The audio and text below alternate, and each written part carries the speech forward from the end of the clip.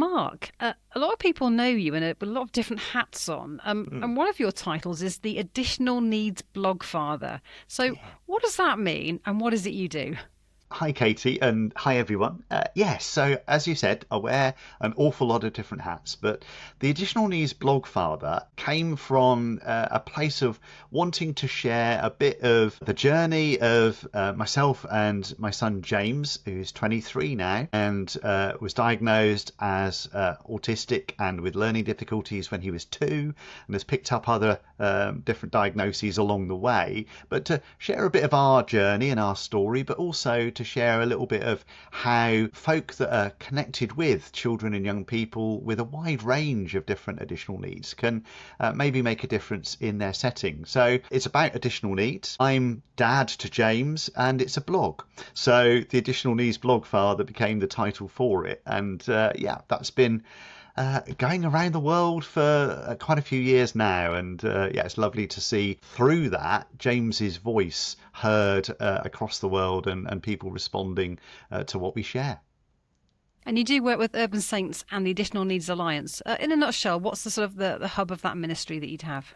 So Urban Saints, if you've not come across Urban Saints, we're a UK-based national children's and youth work organisation. We resource churches, particularly children's and youth work, to enable that work to be done well. And we do that through resourcing, through training, through community, through all kinds of different mechanisms there. And the additional needs part of that is the bit that I look after. And that's been running for quite a few years, running training for churches and providing all sorts of resources and help there. One of the things that along the way I got involved with was the Additional Needs Alliance, which with our good friend Kay Morgan Gurr, we put together this place where folk that are on this journey, whether they're children's, youth, families, workers, church leaders, parents, carers, guardians, anybody who's journeying with children, young people or young adults with additional needs could gather and support each other, get resourced and find community. And that's been running for 13 years now, but there's thousands of us that connect through that, which is always really pleasing to see. And then quite often, disabled and neurodivergent children, young people and adults are often seen as a problem to be solved. It's too difficult to have them in our church, is a phrase we often hear. Do you have any examples of where autistic young people have actually been part of the solution to the perceived problems? Yeah, and I agree that sort of problem term is one that I hear too often. And sometimes when a church contacts me to get some help and support, that's where they start. And like this question, I always try and turn that around and reframe that into the context of, here's some opportunities for the church to be able to not just make a difference for those children and young people, but to be blessed by what those children, young people, young adults can bring into that church community. A couple of examples of that. Some folk might have heard me talking about Kieran Peckett before. Kieran is a young autistic adult now, but when he was in sort of junior youth, I suppose, in his church, they were already seeing that he had a real gifting for technology. He loved tech, and it gave them an opportunity to help him develop that as an area of ministry, but in doing so helped him to really find a vital place within the heart of his church. And over the years, Kieran started working on the sound desk, on the vision desk, and now very much is a key part of that work in his church. And it's just identifying those giftings, those real talents and skills that young people can have, and helping them to make the most of those and offer those to their church. So it's turning that perception of, this is something difficult, into actually, here's a real blessing for our church community. Another example would be, my lad James. I mentioned just now about the Additional Needs Blogfather blog page, and James has almost no verbal communication. He's very minimally speaking, handful of words that, as his dad, I'm tuned into and can understand, but you have to really have sort of spent some time with James to understand if he's using one of those words. But James has a voice through that blog and through the work work that I do, which often features James, and often when I'm doing bits and pieces, James comes into that conversation a lot, and so his influence and his voice has been heard around the world. There are literally millions of people that have seen and heard James. A couple of years ago, we happened to do a recording for Songs of Praise, BBC Songs of Praise, and that obviously gets seen by a lot of people. And just a few months ago, I discovered that the BBC have international partners around the world. Who knew? And one of them is ABC Network in Australia. And a few months ago, apparently, me and James were on ABC Australia, sharing a little bit about stuff around James and about the work I do and various things there. So, yeah, James and his influence is wide-reaching, even though people that might meet him think, oh, well, James can't say much. James can't, in the world's perception, do much. Well, actually, he can do a lot more and be heard a lot more than perhaps most people can, and that's great. And yeah, always looking for opportunities for his voice to be amplified and heard and to make a difference. It seems as though it's about a culture shift of people not making assumptions based on their own past and their own history, but actually being open to saying, is this what I see, the whole story? So thinking about the fact that churches have their own culture that they might have inherited or created, are there any cultural challenges you come across that make church a particularly difficult place for folks who are neurodivergent? Some of the culture things that you see that make it hard?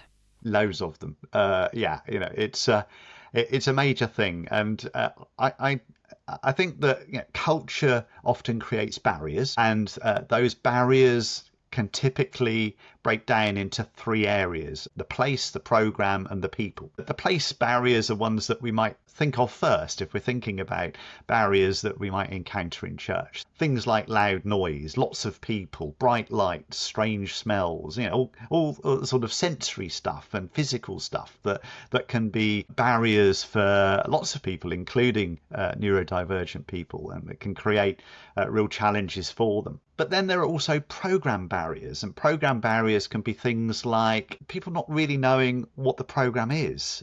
So you're coming into a space, you're taking part in something, but you've no idea what's happening now, what's happening next, when your favourite bit's going to happen, and that can be difficult.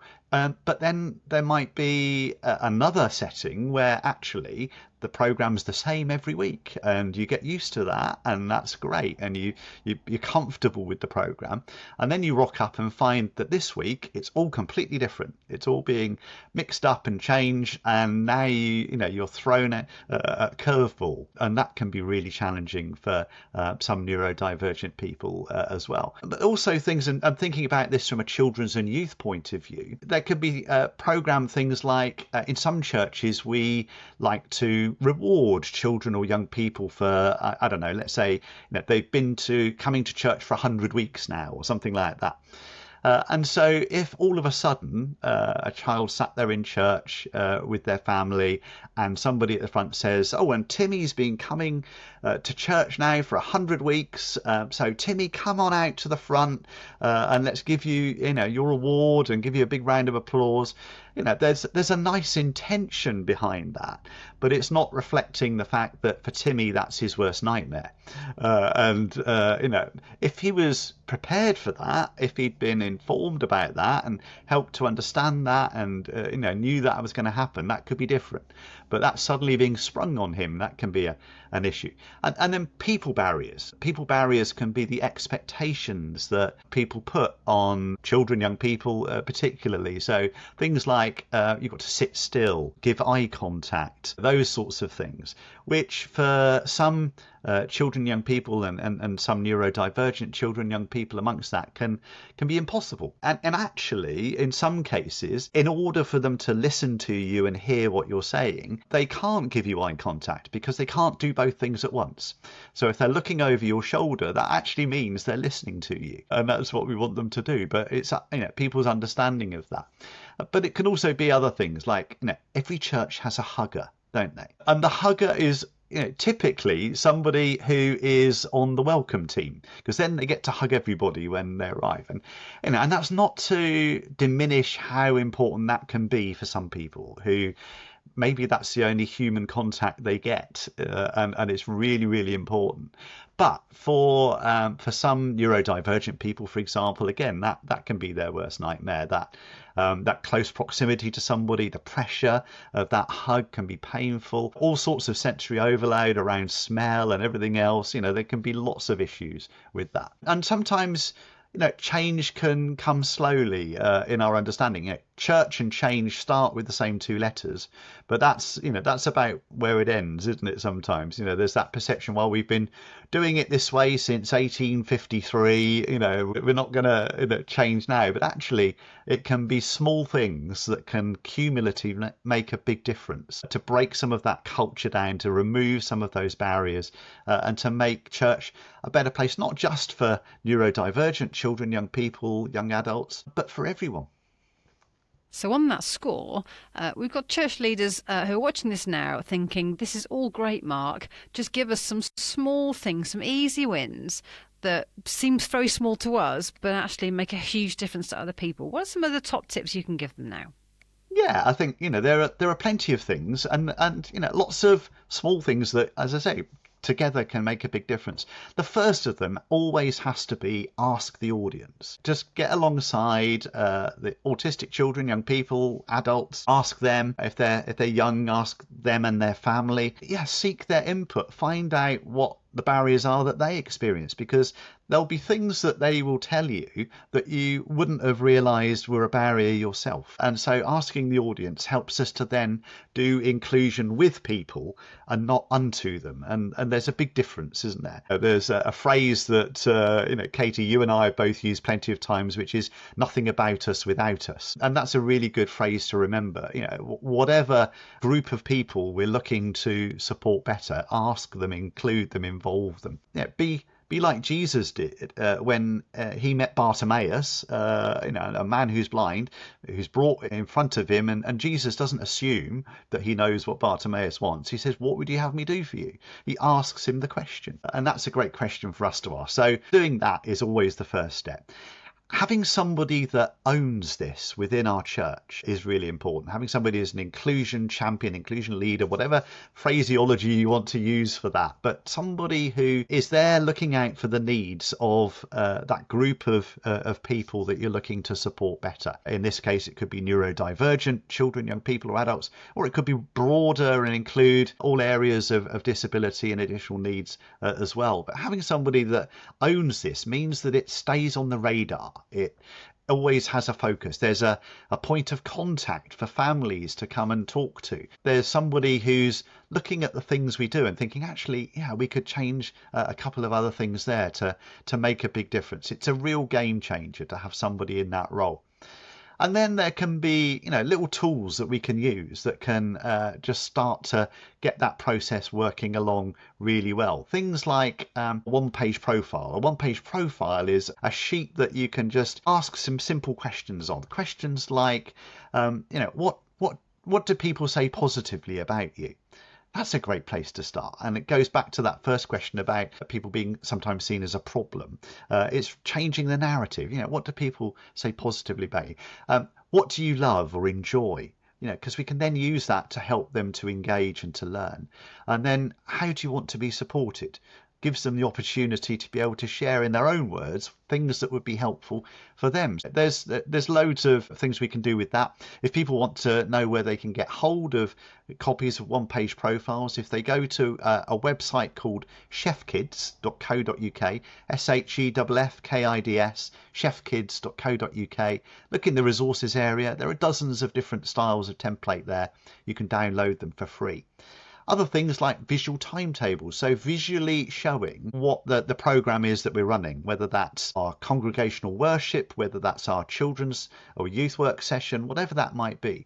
Having a tool that somebody who values that information can use to understand what's happening now, what's happening next, when their favourite bit's coming along. In my James's case, that would be snack time. So that would be really important for him. So tools like that can really help. But also, enabling our teams to understand how to support children, young people and adults that journey with, whether it's neurodivergent children, young people or adults, or others with other areas of additional need or disability or difference, then getting some training to help and equip them to think differently, to respond and support better, and to have tools to be equipped to do that. And there's lots of things that we can do to make a difference there as well. So yeah, there's a few. There's plenty more where they came from, but yeah, that's quite a bit to start people off on that journey. Mark, thank you so much for your time and for your very valuable ministry, and for having James as part of your life and the ministry that he has across the world. So thank you.